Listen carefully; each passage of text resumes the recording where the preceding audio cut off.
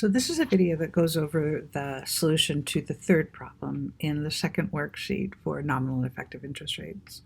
So what I'm trying to do in this problem is sort of contrast saving for a car versus taking a loan on the car. So I explained this in this way. Two brothers went to buy a car for $30,000 in 5 years. They managed the payments of the car differently. The first brother decided to save money each month for 5 years to pay the full amount of the car when he takes it home. If the bank account pays 5.986% compounded daily, how much will he need to put away each month? The second brother decides to finance his purchase with a loan for a full amount when he buys the car. He will get a loan for five years at 5.986% compounded daily. What is his monthly payments? Which method of purchase do you prefer? Okay, so the way I'm going to do this is the first brother who decides to save money ahead of buying the car, his cash flow looks like this.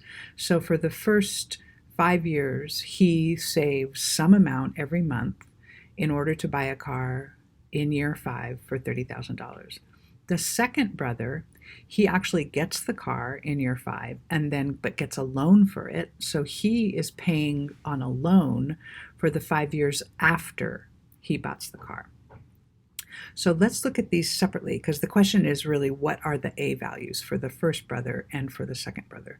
So let's just look at the first brother first. So what we know is we're going to define a period as 1 year where K is equal to 12, And we also know from the problem that the nominal interest rate is 5.986. That's compounded daily, so M is 365, and then we know K is 12. So we're going to go ahead and calculate what is the interest per month on this savings account that this first brother is using, and we calculate that to be 0.5% a month. So then what we're going to do is set up a equation where we can figure out what the annual values are so that they get a future value of $30,000. We also need to note that since we're defining the periods as months, 5 years is the same as 60 months, 5 times 12.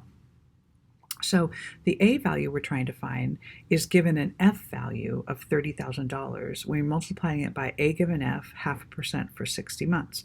And actually I can look that up in the table, and so it gives me a value of $429 per month. So now we're going to look at the case in where the second brother takes a loan out on the $30,000 car. So the values are the same, the R value, the M value, the K value, and so is the interest rate because we're using the same interest rate. And now it's not savings for 5 years, but it's a loan payment for 5 years. So what we want to find is the A value given the P value now. In the previous one, we had the A value given the F value. This is the P value, and the numbers are the same. So we're going to look that up in the table and find that the payment for that loan is going to be $580 a month. So if we compare that to the first brother, he's going to put away $430 a month for 5 years. But if you get a loan, you're going to be paying $580 a month for 5 years. That's a $130 difference.